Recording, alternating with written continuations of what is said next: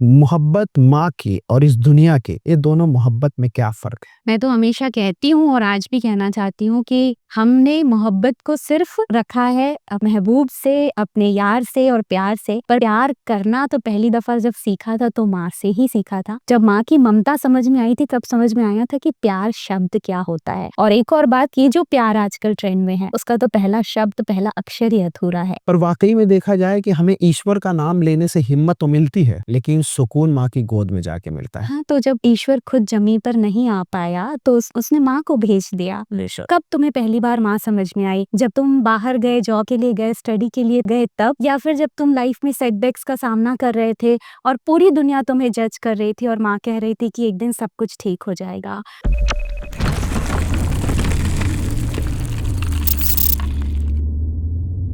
तुम आसमां लेकर आओ, मैं माँ लेकर आता हूँ। तुम भगवान और खुदा लेकर आओ, मैं माँ लेकर आता हूँ। तुम ये दास्ताँ, ये गुलिस्ताँ, ये जहां लेकर आओ, मैं माँ लेकर आता हूँ। तुम संघर्ष से भरी दास्ताँ लेकर आओ, मैं फिर भी माँ लेके आता हूँ। तुम जगमगाता हुआ आशियां लेकर आओ, मैं माँ लेकर आता हूँ। तुम महासागर की लहर लेकर आओ, मैं माँ लेकर आता हूँ। तुम सबसे गहरी मोहब्बत और वफा लेकर आओ, मैं फिर भी माँ लेकर आता। आज की बात एक ऐसे इंसान के ऊपर है जो इंसान हमें 9 महीने पहले से जानता है और पालता है, और 9 महीने के बाद दुनिया हमें नन्हा सा, प्यारा सा, छोटा सा या छोटी सी बाबू और बन्नी कहकर बुलाती है। तो आइए बात करते हैं। हमारे साथ आज अंकिता जैन मैम है, जो बहुत अपनी बातों से, अपने शब्दों से एक अपना मुकाम हासिल करके रखा, और इनकी हिंदी, इनकी आवाज़ बहुत अच्छी लगती है सुनने में। जिस तरीके से ये गुफ्तगू करती है, जस्तजू करती हैं, बातचीत करती हैं। तो आप, मेरा पहला सवाल है, जैसे हम सब बिना माँ के तो कुछ नहीं है और बिना माँ के हम यहाँ होते भी नहीं। माँ के बारे में क्या ख्याल है आपका? मैं हमेशा कहती हूँ और आज भी कहना चाहती हूँ कि मेरा सबसे गहरा रिश्ता अगर किसी से है तो वो माँ से है। और माँ के बिना मैं अपने जीवन की भी कल्पना भी नहीं कर सकती, इतना गहरा लगाव मुझे उनसे है। और जैसा कि आपने कहा कि सारे रिश्ते बाद में बनते हैं, पर माँ का रिश्ता 9 महीने ज़्यादा गहरा होता है बाकी सारे रिश्तों से। तो पहली बार जब मैं उनको महसूस हुई थी, या हम सब जब उनको महसूस हुए थे, तब से उनका हमारा और गहरा रिश्ता है। तो मैं बस इतना कहना चाहती हूँ कि हमारे आस-पास बहुत सारे रिश्ते हैं, भाई हैं, बहन हैं, पिता हैं, लेकिन माँ शब्द जो है वो सबसे पास है और सबसे छोटा है, पर इसमें पूरी दुनिया सिमटी हुई है। क्या बात है! तो कुछ यही बात है कि दुनिया ने ठुकराया तो माँ ने अपनाया। दुनिया ने नफ़रतों के बाज़ार में खड़ा कर दिया, फिर भी माँ ने मोहब्बत करना सिखा दिया। जब दुनिया ने भूखा रखा, तो उस वक़्त माँ ने कहीं से भी लाकर मुझे खिला दिया। इसीलिए तो दुनिया का सबसे बड़ा योद्धा माँ कहलाती है, क्योंकि वो मुझे अपनी मोहब्बत जता जाती है। तो मोहब्बत माँ की और इस दुनिया की, ये दोनों मोहब्बत में क्या फ़र्क है? मैं तो हमेशा कहती हूँ और आज भी कहना चाहती हूँ कि हमने मोहब्बत को सिर्फ रखा है महबूब से, अपने यार से और प्यार से, पर प्यार करना तो पहली दफ़ा जब सीखा था तो माँ से ही सीखा था। जब माँ की ममता समझ में आई थी तब समझ में आया था कि प्यार शब्द क्या होता है। और एक और बात, ये जो प्यार आजकल ट्रेंड में है उसका तो पहला शब्द, पहला अक्षर ही अधूरा है, पर माँ की जो ममता है वो अपने आप में पूर्ण है और उसमें माँ समाई हुई है। क्या बात है! क्या बात है! माँ से मुझे कुछ ये नज़र आता है कि एमए अगर मैं लिखूँ, तो मेरी औकात नज़र आती है। एमए अगर मैं लिखूँ, तो मेरा अल्फ़ाज़ नज़र आता है, मेरी आरज़ू नज़र आती है। मेरी हर तरीके की वो चीज़ नज़र आती है जिससे मेरी ज़िंदगी और मेरा जीवन मुकम्मल होता है। तो माँ की बात की जाए, आपने मोहब्बत की बात की, प्यार की बात की, और प्यार के लिए आपने कहा कि ये प्यार अधूरा है। प्यार का पहला शब्द ही पहला शब्द अधूरा है, लेकिन माँ का प्यार प्यार पूरा। अपने आप में पूर्ण है। माँ माँ और जो हम लिखते हैं जिस एक तरीके से वो अपने आप तरीके से, में पूर्ण है। जिस तरीके से माँ हिंदी में जब हम लिखते हैं तो ऊपर चाँद बना देते हैं। वाक़ई में चाँद जैसी चाँदनी माँ के लिए है, और माँ के प्यार में। सबसे छोटा शब्द पर सबसे अपने आप में पूर्ण, कंप्लीट। बहुत बहुत सही बात आपने बोली। मोहब्बत, प्यार, इज़हार, बेकरार, सब कुछ माँ के अंदर है। और अच्छा, मैं ये समझना चाहता हूँ, जब आप बहुत गहरे दर्द में होती हैं, आपके जीवन, आपकी ज़िंदगी में बड़ा कशमकश चल रहा होता है, तो उस वक़्त आप किसको याद करते हैं?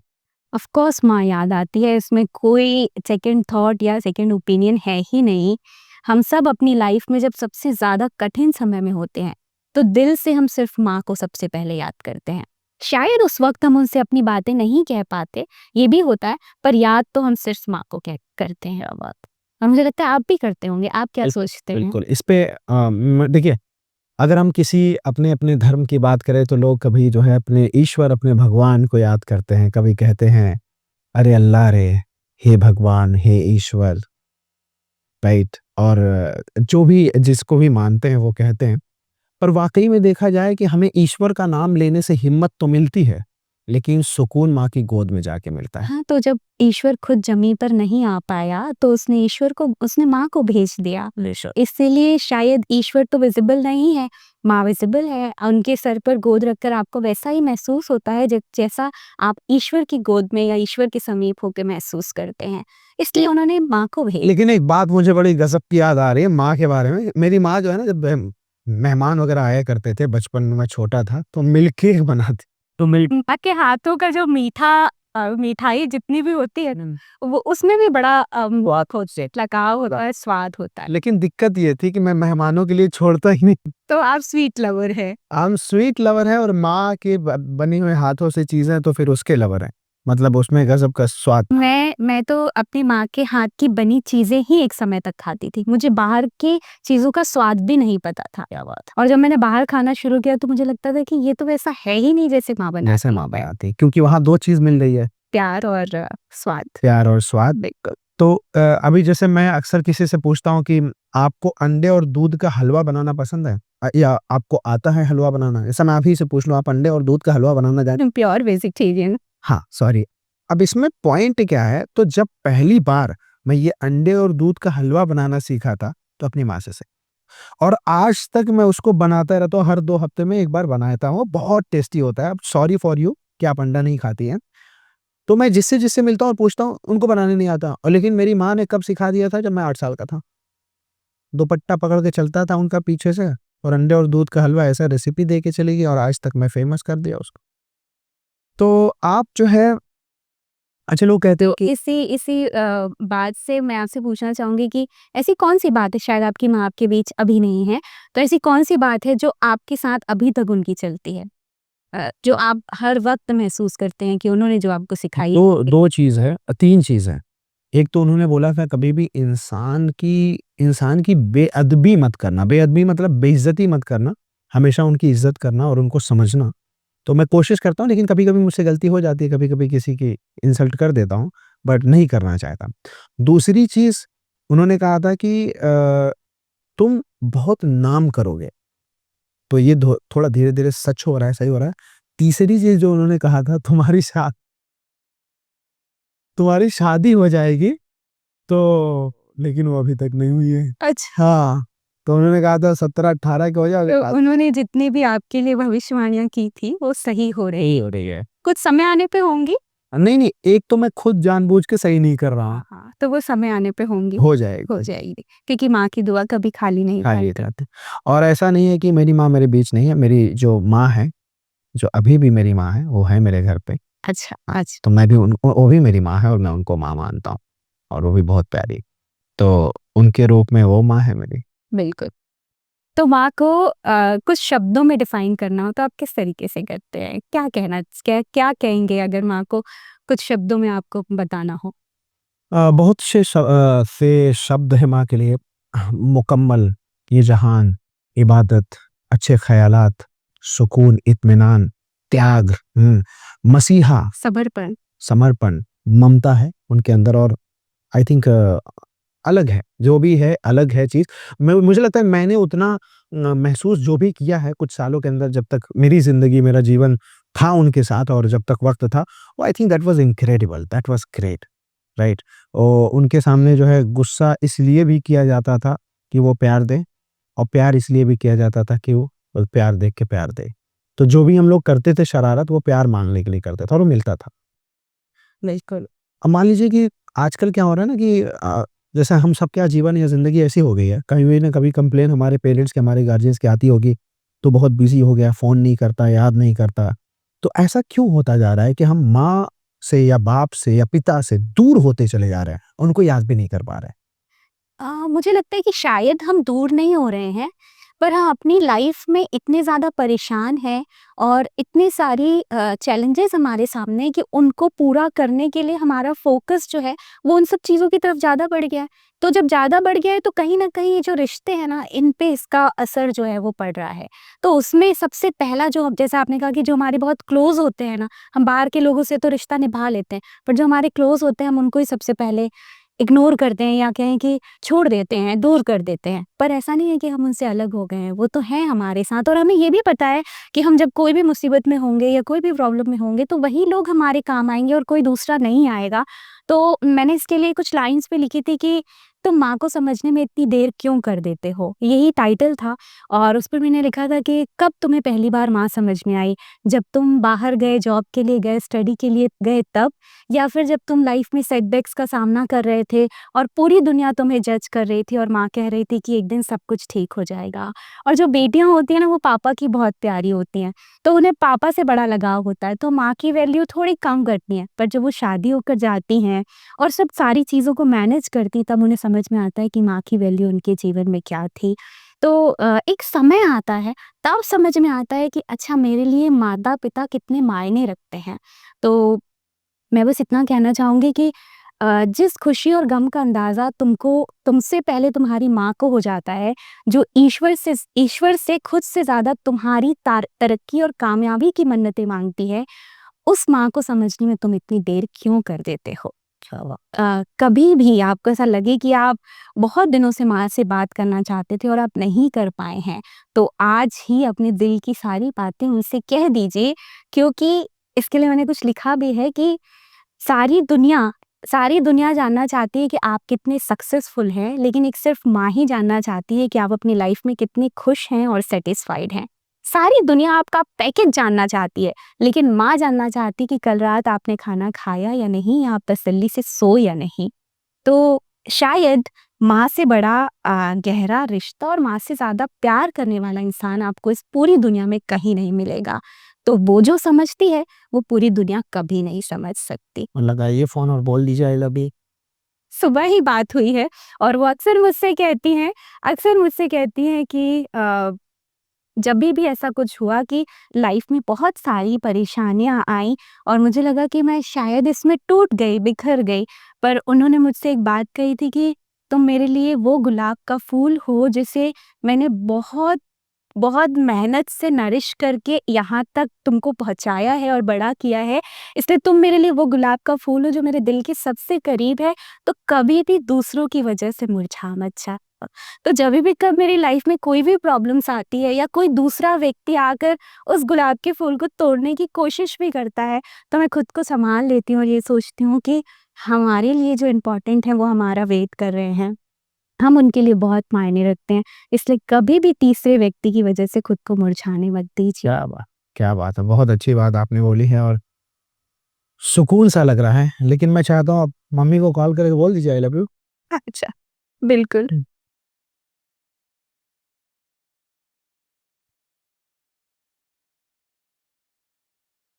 मम्मी, आपको कुछ बोलना था। मैं कि मैं आपसे बहुत प्यार करती हूँ। उसको ले लो। आपको, इसके लिए आपके लिए बोलना था कि आई लव यू मम्मा। और आप करते हो या नहीं? करती हो? ठीक है, I love you. I love you. हाँ, बहुत अच्छा। काश ये बातें सब सब बोल पाते आई लव यू मम्मा, क्योंकि अक्सर जो है आई लव यू बोलने में देर कर देते हैं लोग। लड़की से देर करते हैं तो किसी और की हो जाती है, माँ से देर करते हैं तो माँ का दिल पत्थर हो जाता हो। इसलिए मेरी माँ का दिल कभी पत्थर नहीं है बेटा, कभी पत्थर नहीं होता। आप लड़की लड़की को बोलने में देर करेंगे, शायद वो समझे ना समझे आपकी ज़िंदगी से चली जाए, पर माँ हमेशा है। आप कितना भी नाराज़ हो जाएँगे, आप जाएँगे, आपको वो वैसे ही मिलेगी जैसे आप उसको छो हम ये अपनी मम्मी का पूछने कैसी हैं। हेलो, अस्सलाम वालेकुम। खैरियत? ठीक है सब? तबीयत ठीक है ना? अच्छा अच्छा अच्छा, ठीक है। और अब्बू ठीक है? आपकी तो चीता है वह अच्छा यहाँ पे। अच्छा अच्छा, ठीक है। हम ऑफिस में है, वह फोन करी था। और बाकी ठीक है ना सब? ओके ओके ओके ओके, अस्सलाम। देखिए आप अपने दिल की बात नहीं कह पाए। जो बेटे होते हैं ना, लड़के होते हैं, मुझे लगता है वो माँ के ज़्यादा करीब होते हैं, पर वो अपने दिल की बात माँ से नहीं कहते हैं, पता नहीं क्यों? बेटियाँ जो होती हैं वो सब कुछ कह देती हैं, पर बेटे को शायद असल बात लड़कियों की दिक्कत ये है, बोलती ज्यादा है और लड़के बोलते कम है, इसीलिए हार्ट अटैक लड़कों को ज्यादा। पहले इसी बात पर मेरा प्रश्न है कि आप बोल नहीं पाए कोई बात नहीं, लेकिन अगर आपको माँ के नाम एक चिट्ठी लिखनी हो, तो आप उसमें क्या-क्या लिखेंगे? मैं लिखता हूँ कुछ। सबसे पहली माँ के लिए मेरी कविता थी कि माँ तू है कहाँ, तू ही है मेरा जहां। माँ तू है कहाँ, तेरे बिना सूना सूना लगता है ये जहां। माँ वो तेरा बारिश में भीगना, धूप में जलना, देर से सोना, सवेरे का उठना, अपनी ख्वाहिश को मिटाकर मेरी ख्वाहिश को पूरा करना, अपने पेट को काट करके मेरा पेट भरना, कैसे भूल सकता हूँ माँ, कैसे भूल सकता हूँ माँ। आई लव यू माँ, आई लव यू माँ। माँ, माँ तू है तो हिम्मत है, तू है तो रहमत है, तू है तो जन्नत है, तू मेरी पहली और आखिरी मोहब्बत है।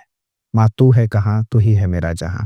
माँ कितना भी रोए उसका दामन कभी नम नहीं होता, इन आंखों के बरसने का कोई मौसम नहीं होता। मैं अपने दुश्मनों के बीच भी महफूज रहता हूँ, मेरी माँ की दुआओं का खजाना कभी कम नहीं होता, खजाना कभी कम नहीं होता। इस दुनिया में देखे हैं आशिक कई, पर माँ से खूबसूरत कोई सनम नहीं है। महबूब और महबूबा की बाहों में लिपट कर मरना चाहते हैं बहुत से लोग, पर माँ के आंचल से प्यारा कोई कफन नहीं है। माँ के आंचल से प्यारा कोई कफन नहीं है। ये मेरी लिखी हुई कविता है जो मैंने बहुत बहुत, पहले लिखी। बहुत अच्छी है और बहुत गहराई है और बहुत जुड़ाव है इसमें माँ के प्रति जी, आपका। इसीलिए मैं इसमें लिखा हूँ आई लव यू माँ, आई लव यू माँ। और बहुत बार लिखा हूँ आई लव यू। तो आपकी जो चिट्ठी होगी वो ऐसी होगी। ऐसी होगी। बिल्कुल। इसलिए माँ तू है कहाँ, तू ही है मेरा जहां। तो because we feel and we know कि जब माँ होती है तो हम कभी उससे दूर होते हैं, और जब माँ नहीं होती है तो उसके करीब आना चाहता है। और कभी माँ इतनी दूर चली जाती है कि करीब सोचकर भी करीब नहीं आ पाते। इसलिए जब तक वो करीब है, उसे करीबी का एहसास दिलाइए। देते रहिए, बिल्कुल। तो आपका क्या कहना है? जैसे आपने अपनी मम्मा से बात कहा और आई आई लव यू बोला, आपने 2 बार 3 बार बोल दिया, मम्मा ने एक बार जो है बोला। क्योंकि वो बहुत शाय हैं हाँ। और वो जितनी फ़िक्र और केयर मेरी करती हैं शायद इस पूरी दुनिया में कोई नहीं करता। पर वो अपनी बातें कम कह पाती हैं, जो वो महसूस करती हैं ना उससे बयाँ कम कर पाती हैं, पर हम समझ जाते हैं कि वो क्या कहना चाह बहुत अच्छी बात है, बहुत अच्छी बात है। और मेरे ख्याल से माँ का जो है ना, वो एक तो पैदा करना हो गया, और एक पैदा करने के बाद से उसके बाद परवरिश है, जो उसका एहसास है। हाँ, जैसे एक है शफ़क़, तो शफ़क़ जैसे बुआ के साथ रही, तो बुआ को माँ कहने लगे। तो परवरिश में बड़ा गज़ब का एहसास है। और परवरिश मेरे ख्याल से हर एक माँ की परवरिश में गज़ब की ममता है। और बिना माँ की परवरिश के मैंने देखा है बच्चे अक्सर एंग्ज़ायटी का शिकार हो जाते हैं, स्ट्रेस का शिकार हो जाते हैं, तनाव का शिकार हो जाते हैं, और अपने जीवन को उस तरीके से जी नहीं पाते जैसे और बच्चे जीते हैं। इसलिए मेरे ख्याल से बच्चा होने के बाद, या बच्चा जब माँ के कोख में आ जाता है, तो उसे बच्चे पे ध्यान देना ज़रूरी है, और बच्चे को ये एहसास दिलाना ज़रूरी है कि मैं हूँ ना, मैं तेरी माँ। माँ से एक अलग जुड़ाव है, जैसे आपने कहा कि जिसकी माँ नहीं है या आसपास नहीं है, जो अनाथ आश्रम के जो बच्चे हैं अगर आप उनको देखेंगे तो अगर वो बहुत कुछ बन भी जाते पर कहीं ना कहीं उनके अंदर एक दर्द है, एक पेन है कि उन्हें माँ बाप का प्यार नहीं मिला। सही। तो ये बहुत बड़ी बात है और ये सबसे बड़ी ब्लेसिंग भी है। आपके पास कुछ हो ना हो, मटेरियलिस्टिक थिंग हो या ना हो, पर माँ बाप, माता का, पिता का प्यार होना बहुत जरूरी है। बहुत सही बात हो, सही बात। देख आलीशां आशियाँ बना दिया, पर तेरे कदम इसमें नहीं पड़े, माँ। देख मैंने इस जहां को संगमरमर से सजा दिया, पर तेरे कदम इस पे नहीं पड़े, माँ। देख मैंने अपने अगल-बगल फूलों के बागीचे लगा दिए, पर तेरे हाथ इस फूल पे नहीं पड़े, माँ। देख ना जीवन को सँवार दिया, पर इस जीवन सँवरे हुए जीवन में तू नहीं है, माँ। तेरा आशीर्वाद नहीं। तेरा आशीर्वाद। तो ये बहुत ज़रूरी है, और मेरे ख्याल से जिसके पास भी हैं, I think they are blessed. They are blessed और उनकी कदर करिए। क्योंकि कभी-कभी जैसे हमने पहले भी डिस्कस किया कि बहुत सारी लाइफ की चैलेंजेस कभी कम नहीं होगी, पर उन उसका जो सपोर्ट बनेगी, उसका जो स्ट्रेंथ बनेगी वो वही बनेंगे। तो उनको कभी इग्नोर मत करिए, कभी मत करिए। आप उनके लिए ज़रूर वक़्त निकालिए और उनसे बातें कीजिए, गुफ्तगू कीजिए। शायद ये मौका वापस दोबारा कभी नहीं मिलेगा। सही बात, वार्तालाप कीजिए बिल्कुल। और पुण्य कीजिए, पाप मत कीजिए, राइट? और मोहब्बत से रहिए। तो और कुछ आपके मन में है, कुछ ऐसी बातें जो आप कहना चाहें? मुझे लगता है कि मैं हमेशा बार-बार ये कहती हूँ कि मेरी माँ ने मुझे 5 साल की उम्र से अकेले पाला है। शी इज़ सिंगल मदर और जिस तरह से उन्होंने पाला है शायद मुझे नहीं लगता कि कोई और इतनी खूबसूरती से मुझे या हमको रख पाता। तो ये मेरे लिए बहुत बड़ी बात है और मैं जहाँ भी हूँ, जिस तरीके से भी हूँ, क्योंकि मैं जहाँ भी जाती हूँ मुझे लगता है कि बहुत बहुत सक्सेसफुल क्या होते हैं ये तो मुझे नहीं पता और शायद मैं उतनी हूँ भी नहीं। पर मैं जो कुछ भी हूँ, जहाँ भी हूँ, जिनसे भी मिलती हूँ, उनके साथ मेरा एक बहुत गहरा रिश्ता बनता है और लोग अक्सर एक एग्ज़ाम्पल देते हैं कि इस तरीके से भी बेटियाँ होनी चाहिए। जब मैं होने वाली थी तो मैंने उनसे पूछा कि आपने हम 2 सिस्टर्स हैं, तो मैंने उनसे पूछा आपने कभी बेटा नहीं माँगा? तो उन्होंने कहा कि जब तुम होने वाली थी तो मैंने यही कहा था कि मेरी बेटी हो और इसलिए शायद मैं हमेशा उनका बेटा और बेटी दोनों बन के रहने की कोशिश करती हूँ और उनसे कभी दूर नहीं जाना चाहती। बहुत अच्छी बात, ये बहुत मेरे अच्छी। लिए ये तो मैंने दोनों ही रोल पैरेलली निभाए हैं शायद इसलिए कि अगर इनका बेटा होता तो वो इनको कैसे रखता? तो बेटा कैसे होता और बेटी कैसे होती तो वो दोनों चीज़ में और शायद जो भी उनसे पूछता है वो ये कहती हैं कि मुझे हर जन्म में तेरी जैसी बेटी ही मिले।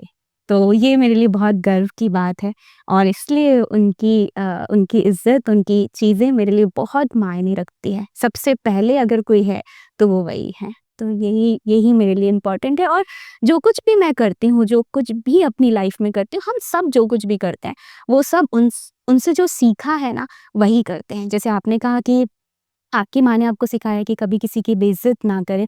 उन्होंने मुझे सिखाया है कि कभी किसी की बेइज़्ज़ती तो करना ही नहीं है, हर किसी से बहुत रिस्पेक्ट से बात करनी है और जितना तुम्हें आता है अपने आप में विश्वास रखो, आगे बढ़ो, लोग क्या कहते हैं ये तुम्हारे लिए कभी मायने नहीं रखता।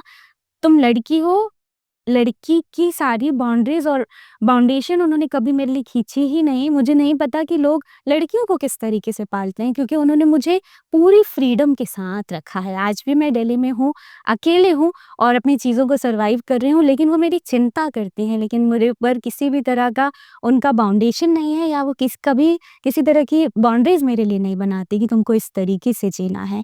तो वो इस बात पे विश्वास रखती हैं कि जितना खुला हम किसी को छोड़ेंगे, जितनी ऊँची उड़ान भरने देंगे, वो इंसान उतनी ही तरक्की करेगा। बहुत अच्छा। तो ये इसलिए कैमरे के थ्रू भी मैं उनको थैंक यू बोलना चाहती हूँ। क्या बात!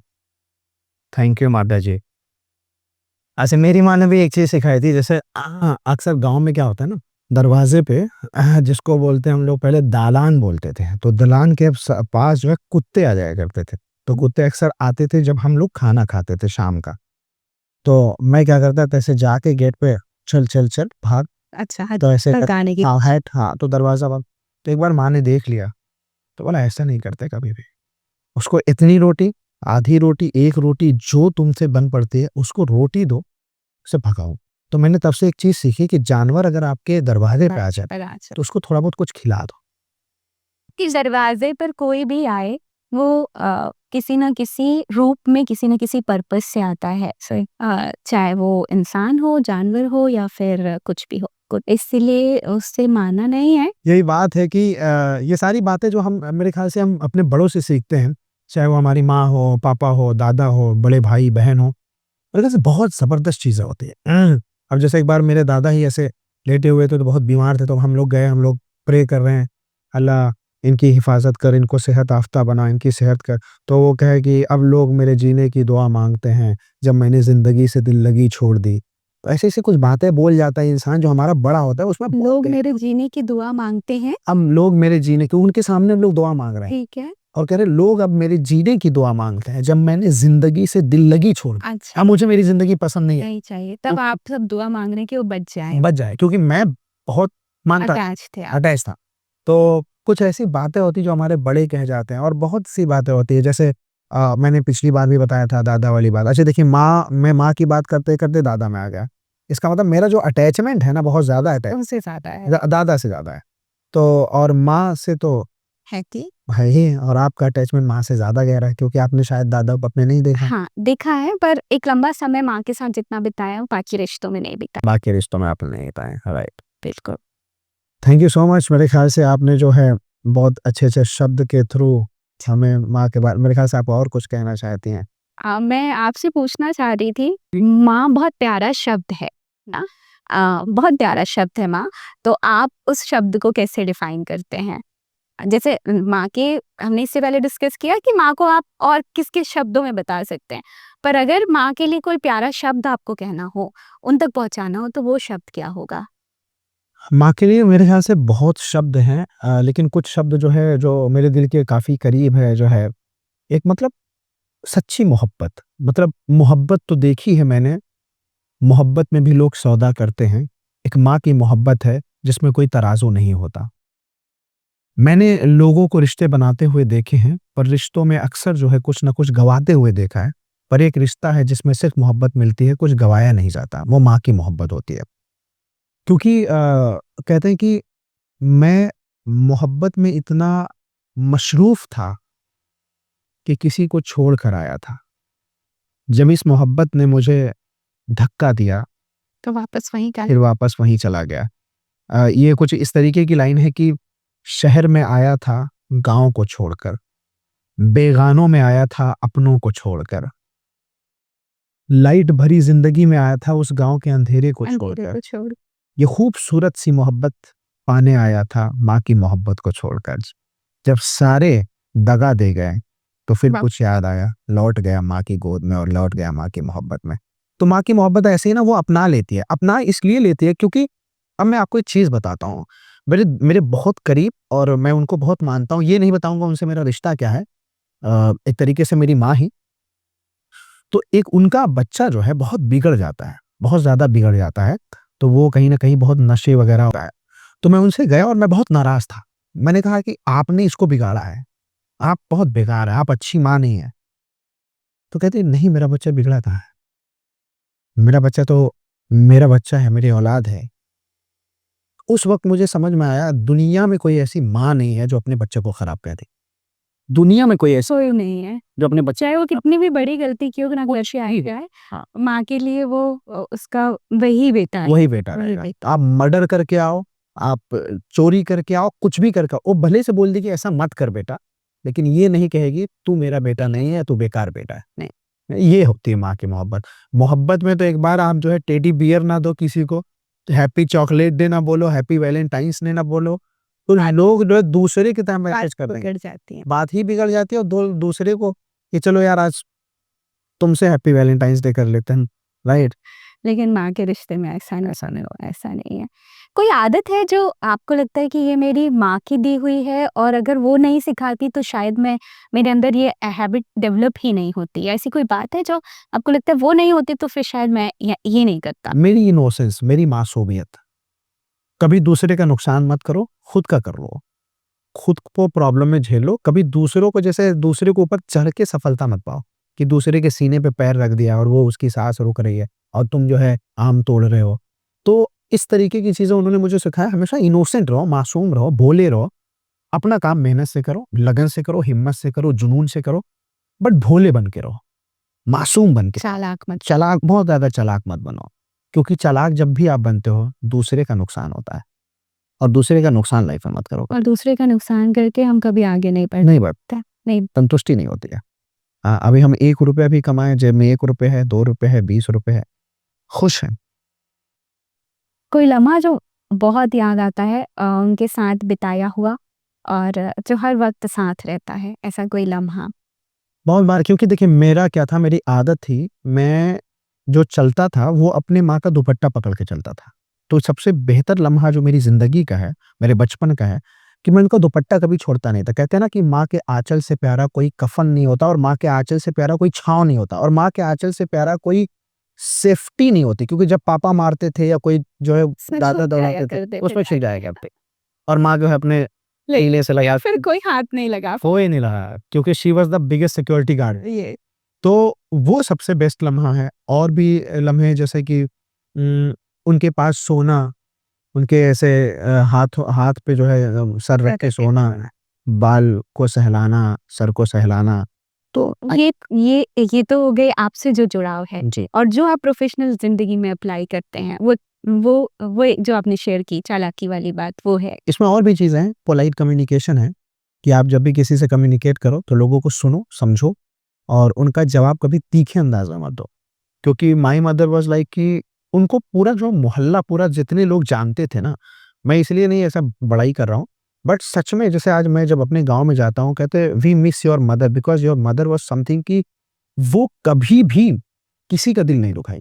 जब भी हम लोग जाते थे तो एकदम गले से लगा लेती थी और बैठाती थी और इतना अच्छे से बात करती थी, मतलब शी वाज़ वेरी वेलकमिंग। तो और पहले रिश्तेदार भी बहुत आते थे, पड़ोसी भी, मोहल्ले वाले भी बहुत आते थे घर में, तो मतलब ये उनका एक स्वभाव था, ये लगाव था और I think that was the best thing. सबको साथ लेकर चलना सबको साथ से बात है। हाँ, वो माँ से ही आती है और माँ से ही हम सब सीखते हैं। मुझे भी कभी-कभी लगता है कि मैं अगर कह दूँ कि सामने वाले ने हमारे साथ बुरा किया है और अब हम उससे रिश्ता नहीं रखेंगे या हम उनके साथ नहीं जाएँगे, तो हमेशा एक बात कहती हैं, उन्होंने अपना काम किया, लेकिन मैंने जो तुमको सिखाया है, वो क्या सिखाया है? तो तुमको यही सिखाया है कि तुम अपनी तरफ से एफर्ट डालो, तुम खुद से अच्छे रहो, वो अच्छा हो या ना हो। तो शायद इससे रिश्ता बना रहता है। बिल्कुल बना रहता है। लोग तुम्हें नफ़रत से देखें, तुम फिर भी मोहब्बत करना। लोग तुम्हें आँसू दे जाएँ, तुम फिर भी मुस्कान दे जाना।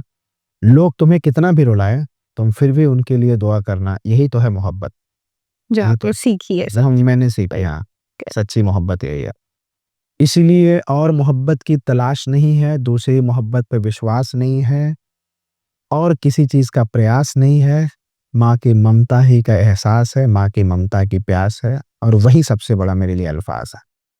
हाँ, वेरी नाइस। तो माँ से ये रिश्ता बना रहे और जहाँ भी हैं कितनी भी दूर क्यों ना हो उनसे एक फ़ोन कॉल से तो हम कनेक्ट हो ही सकते हैं और अपने दिल की बातें कह सकते हैं, उनको बता सकते हैं कि हम उन्हें कितना प्यार करते हैं। सही बात है। जब ज़िंदगी में सुकून ना मिले, तो माँ को याद कर लेना। जब ज़िंदगी बहुत कशमकश राहों से गुज़र रही हो, तो माँ को याद कर लेना। जब सब छोड़कर चले जाएँ और अकेला महसूस हो, तो माँ को याद कर लेना। रोने का मन करे और आँसू ना निकले, तो माँ को याद कर लेना। किसी की भी गोद में सुकून ना मिले, तो फिर भी माँ को याद कर लेना। और जब पूरी दुनिया तिरस्कार भरी निगाहों से और नज़रों से देख रही हो, फिर भी माँ को याद कर लेना। और जब टूट कर पूरी तरीके से चूर-चूर हो जाओ, तो माँ को याद कर लेना। ये माँ को याद करने के बाद सारी गलतियाँ और सारी ख़ामियाँ तुमसे दूर हो जाती है और तुम्हें मोहब्बत का एहसास होता है। मैं एक बात कहना चाहती हूँ कि माँ सबको थैंक यू बोलना सिखाती है। किसी ने बचपन से किसी ने चॉकलेट दी, सबसे पहला शब्द उन्होंने सिखाया कि धन्यवाद कहो, थैंक यू बोलो।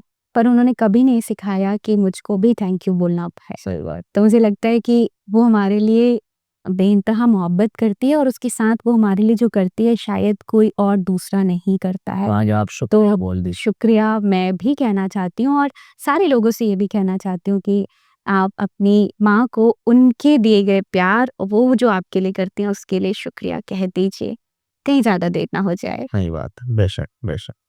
मैं शुक्रिया बोल देता हूँ। शुक्रिया इस इतने बड़े शरीर को इस दुनिया में लाने के लिए और इसको बेहतर बनाने के लिए। शुक्रिया चेहरे पर मुस्कान देने के लिए। शुक्रिया आज अब्दुल्ला से अब्दुल्ला सर बनाने के लिए। शुक्रिया आज इस बदन में ताकत देने के लिए। शुक्रिया आज इतना नाम और शोहरत कमाने के लिए। शुक्रिया, मेरी माँ का शुक्रिया। Thank you so thank you so much everyone. मोहब्बत करिए, इज़्ज़त करिए अपनी माँ की।